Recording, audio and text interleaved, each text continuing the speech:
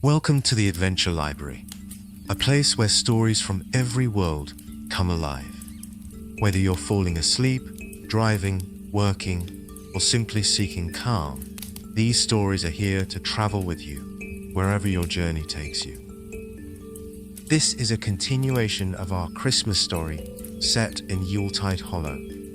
If you haven't heard part 1 yet, I recommend starting there first.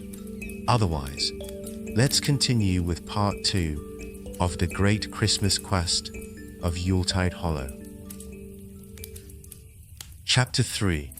The Frost Approaches. Thomas trudged behind Pepper, Nip, and Chip as the village streets of Yuletide Hollow slowly came into focus in a way he hadn't noticed before. The initial charm of candy-striped lampposts and warmly lit cottages now mingled with the creeping unease of dimming lights and frost edging along rooftops. The warmth of the hearthwood tree at the town center was fading, and Thomas could feel it in his chest. The glow he had noticed upon arrival now seemed smaller, weaker. Pepper led them past bustling villagers, preparing for what she called the long night. Snowmen repaired their own frozen limbs, gingerbread soldiers practiced with candy cane weapons, and elves double-checked sleds loaded with supplies. The scene should have been comforting, but instead it made Thomas uneasy. This wasn't just festive cheer, it was urgency masquerading as celebration. Everyone, Pepper called, her voice crisp. meet Thomas Holly, the chosen one. He's here to help save Yuletide Hollow. The villagers watched quietly from the edges of the square, unsure, their eyes flicking between Thomas and the hearthwood tree. Thomas muttered under his breath. Yeah, don't all cheer at once. Wouldn't want to overwhelm the chosen one with excitement. Nip, bouncing up and down, ignored him entirely. He grabbed a stack of candy cane spears the gingerbread soldiers were preparing, trying to prove he was ready and capable, only to tumble backward, sending the spears flying in every direction. 2 of the gingerbread soldiers slipped trying to catch them, landing in a snowdrift with embarrassed grunts. Thomas pinched the bridge of his nose and muttered. Yep, we are so going to die. Chip strode over, tall and composed, his candy cane sword tucked neatly under one arm. He gave Nip a firm poke on the shoulder. Nip, get it together. Now is not the time for your shenanigans. Nip scrambled upright, brushing himself off. I was just... Enough! Chip barked, his voice firm but steady. Focus. We have a mission to prepare for, and every second counts. Thomas followed them into the main square, where a group of villagers had gathered. He noticed immediately the difference in their demeanor compared to Nip and Chip.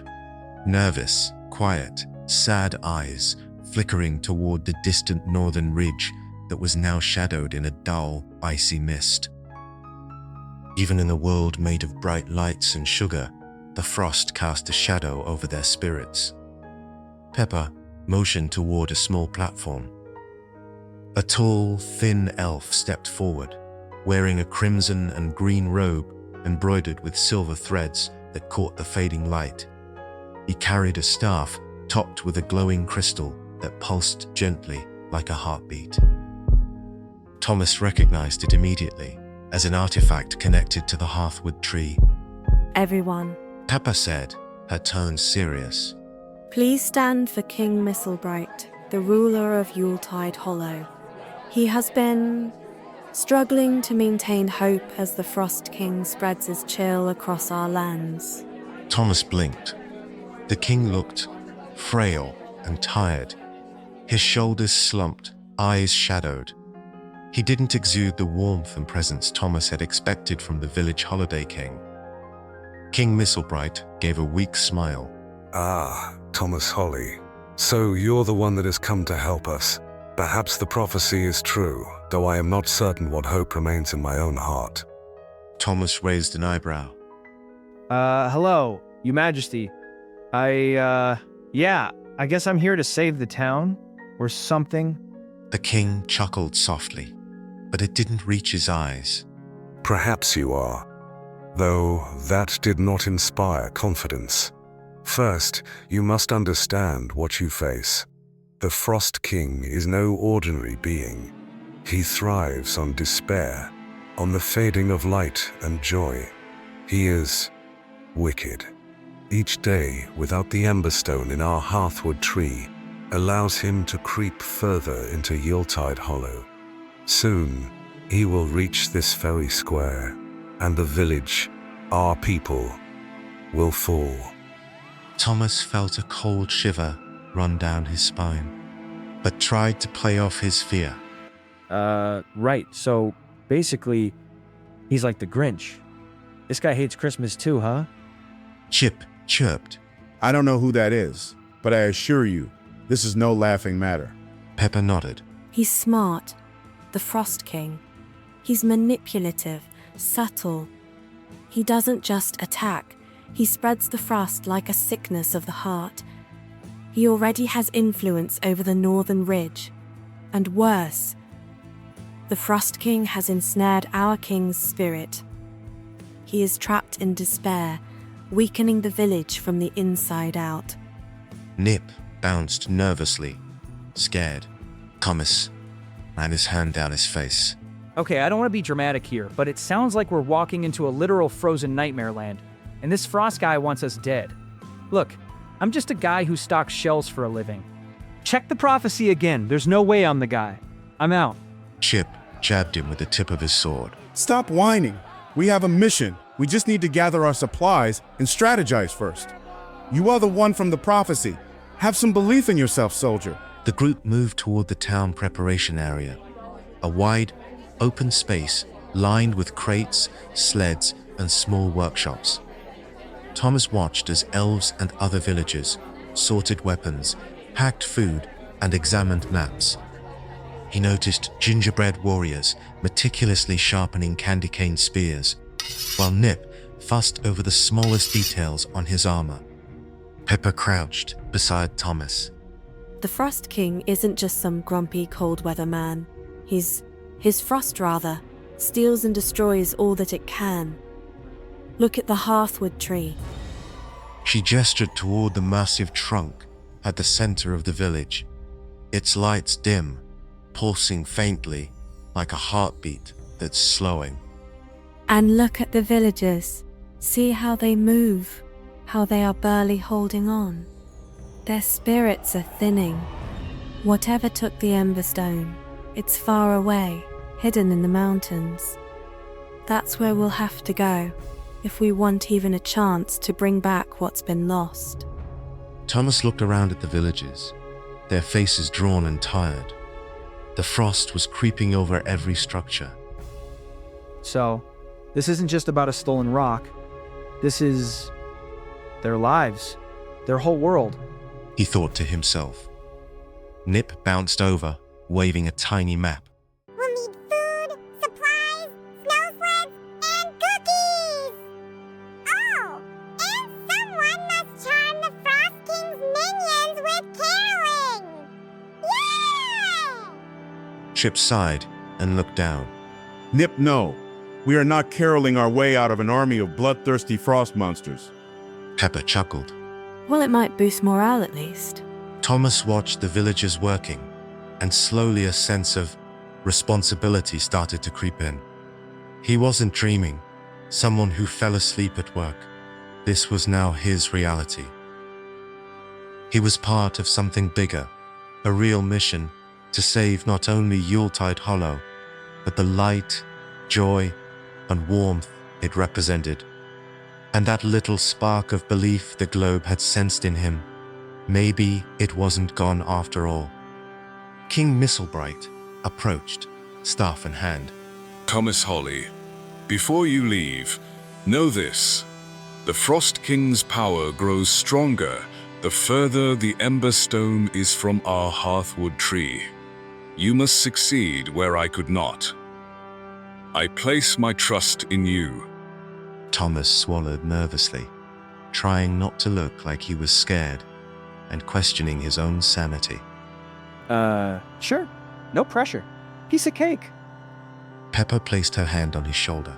We'll be with you, Nip, Chip, and I, and the spirits of the villagers who wish to fight beside us. You won't be alone. Nip leapt onto Thomas's shoulder. Yeah! Don't worry, Thomas. I'll be right beside you. Chip clapped back in a mocking tone.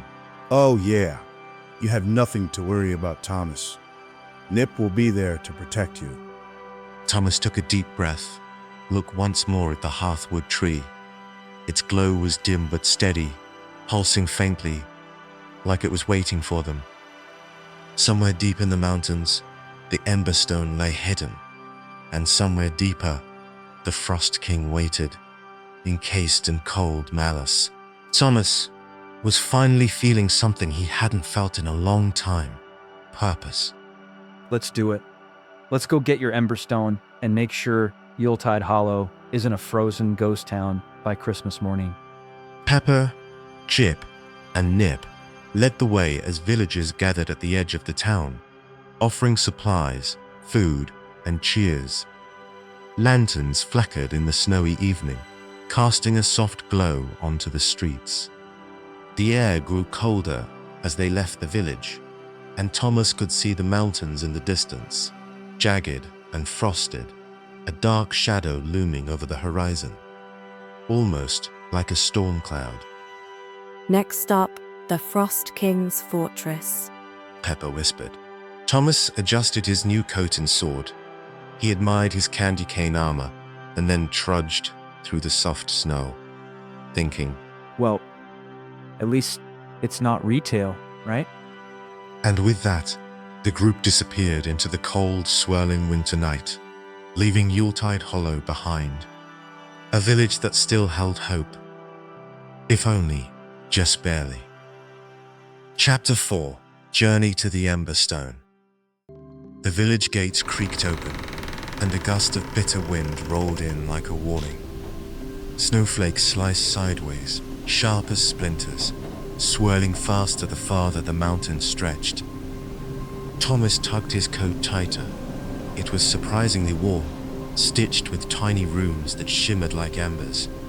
But even magic had limits in weather like this.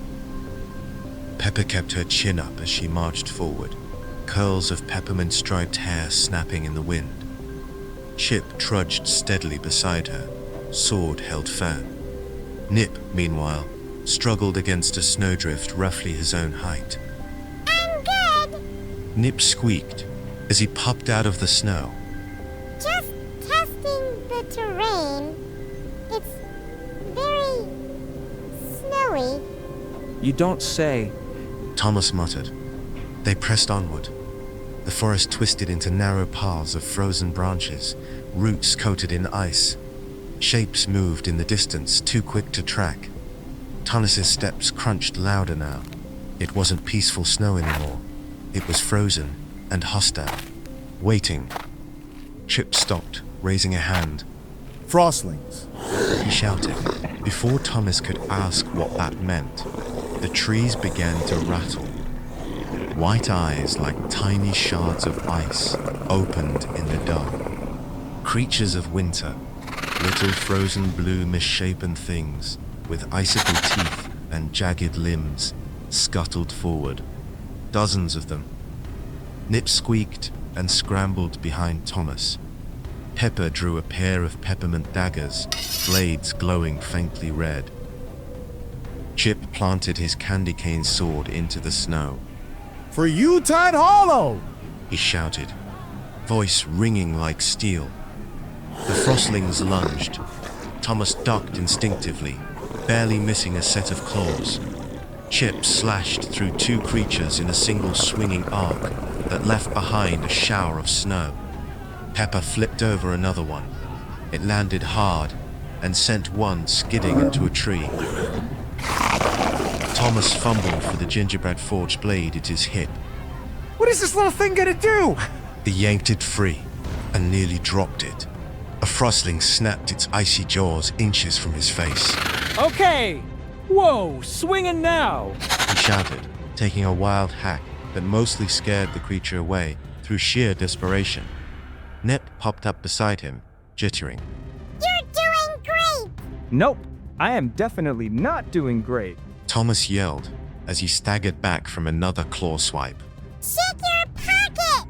Nip shouted, hopping frantically. What? Thomas fumbled with one hand while blocking with the other, nearly dropping his sword. His fingers brushed something round and cold inside his coat. He yanked it out, a lumpy black orb tied with a tiny red ribbon. Cole? Throw it! Pepper shouted.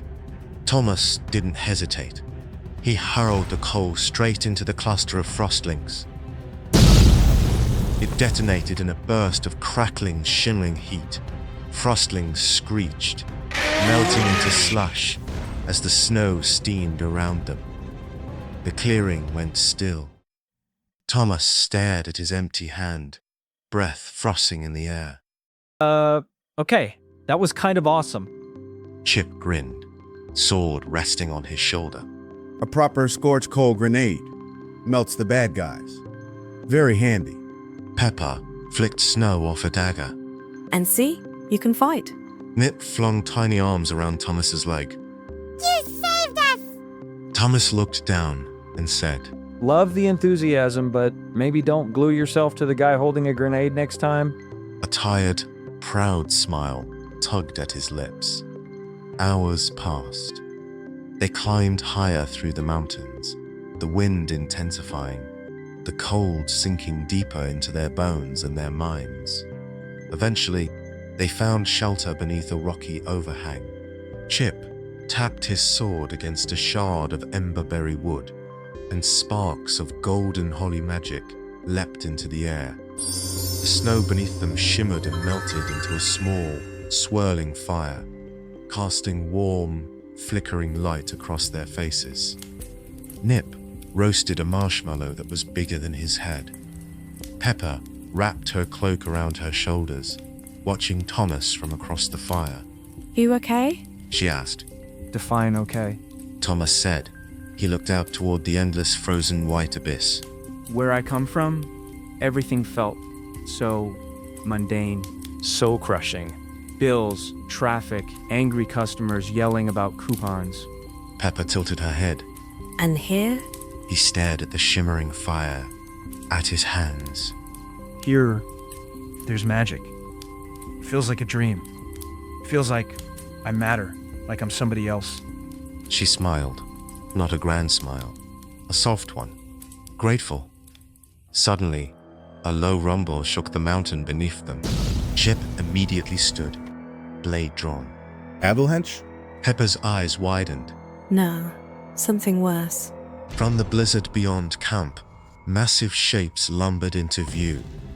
Taller than any creature Thomas had ever seen. Snow-covered beasts with glowing blue veins. Chunks of frozen stone for skin.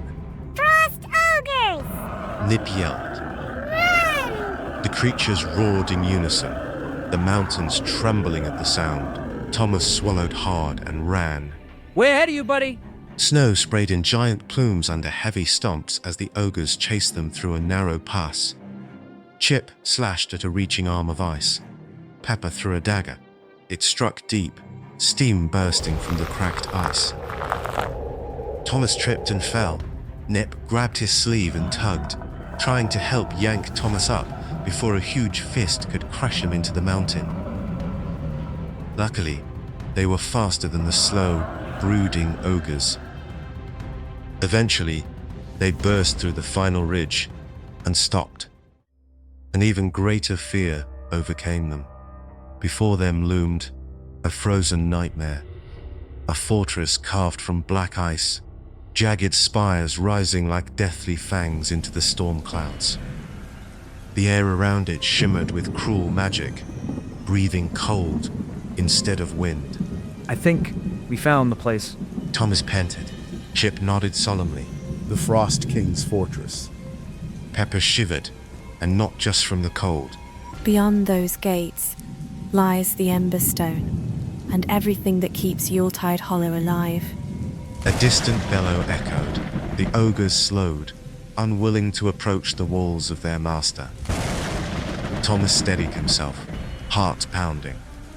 Back home, His world was endless shades of sterile white and grey, constant buzzing of screens.